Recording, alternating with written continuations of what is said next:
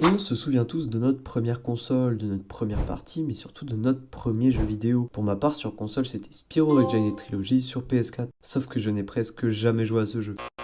Donc aujourd'hui, je vais platine le premier jeu de la trilogie, mais tout d'abord, rappelons l'histoire. Spyro, c'est un petit dragon qui se retrouve à sauver tous ses potes dragons car ils ont été cristallisés par Gnastic Gnorc, un troll qui est... Il est moche. On se retrouve donc dans notre premier lobby où nous devons sauver notre premier dragon, Nestor, qui nous explique les bases du jeu et quelques aides pour les niveaux à venir. Après avoir fait ça, on rentre dans le premier portail qui nous amène à Colline de Pierre et qui nous fait débloquer notre premier trophée, Kebab de mouton.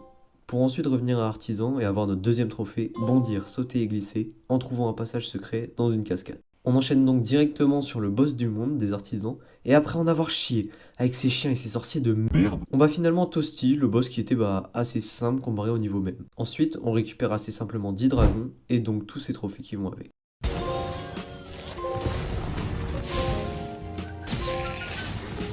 Nous allons donc voir un aéronaute qui nous fait changer de monde et qui nous débloque le trophée Boom.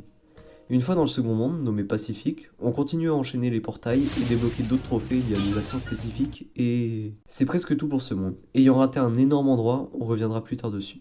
On change donc assez rapidement d'endroit, et après avoir payé l'aéronaute, on arrive encore une fois dans un monde pas très passionnant. Donc récap de trophées, et on continue.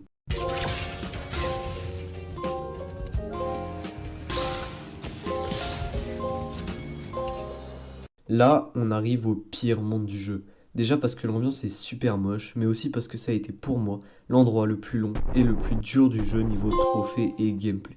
Déjà, on commence littéralement par mourir comme une merde dans un puits. Ensuite, on retombe dans un puits, où là on découvre sûrement le monde où j'ai passé le plus de temps. Je vous présente donc l'horrible vol périlleux. Mais ce portail, on le découvrira plus tard, car pour l'instant, on va focus le reste de ce monde horrible, et donc débloquer ses trophées.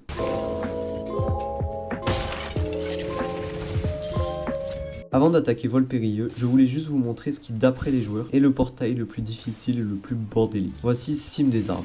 Le monde consiste à sauter de rampe en rampe, tout en accédant à des espèces d'îles, dont certaines sont extrêmement dures à accéder vu l'enchaînement qu'il faut réaliser.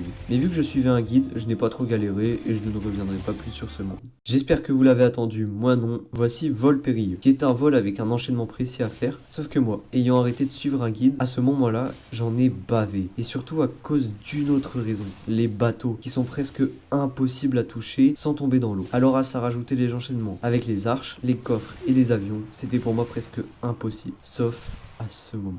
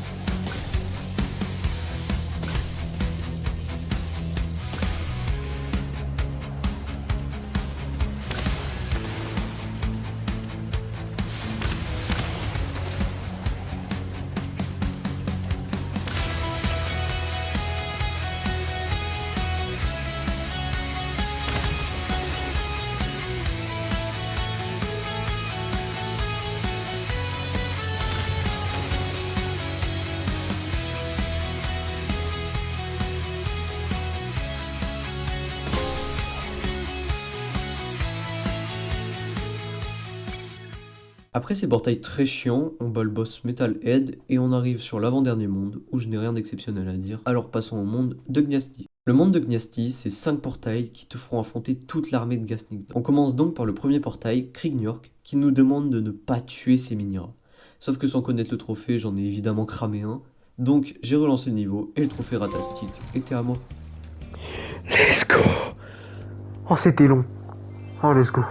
Ensuite, on rentre dans Port Crépuscule, où l'on découvre les pires mobs de ce jeu. Je vous parle des Gnorc avec un minigun. J'en ai tellement chié que je vous laisse un récap de tous les moments où je suis mort.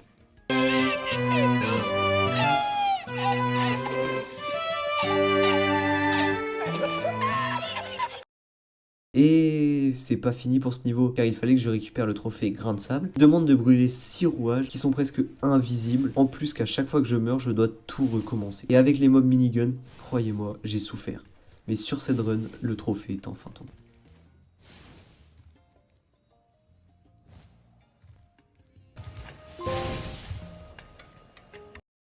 On finit évidemment sur Gnastic Nord, qui d'ailleurs est un boss très nul, car après lui avoir fait faire 5 tours pour le trophée encore et encore, je le bats tout de suite et puis je découvre qu'il faut faire le 100% du jeu, c'est-à-dire récolter les 12 000 gemmes, sauver les 80 dragons et récupérer tous les œufs. Donc au bout de 2-3 heures et après être revenu sur tous les mondes et les vols pour les finir, je reviens sur tous les trophées que j'avais manqués. Voici donc tout ce que j'avais loupé.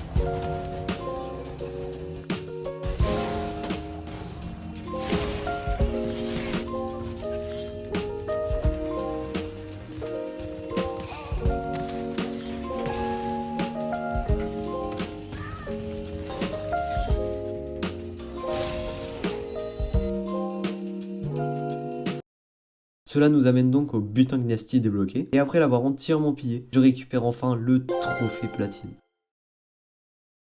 Merci à toi si tu es arrivé jusqu'ici de la vidéo. Je pense que Spyro est un excellent jeu et qu'il mériterait d'être découvert. Donc si tu as aimé la vidéo, je t'invite à liker et t'abonner, car cette vidéo m'a pris pas mal de temps. Et d'ailleurs, je te souhaite une bonne année 2025. On se rejoint là-bas pour encore plus de platine. Sur ce, ciao!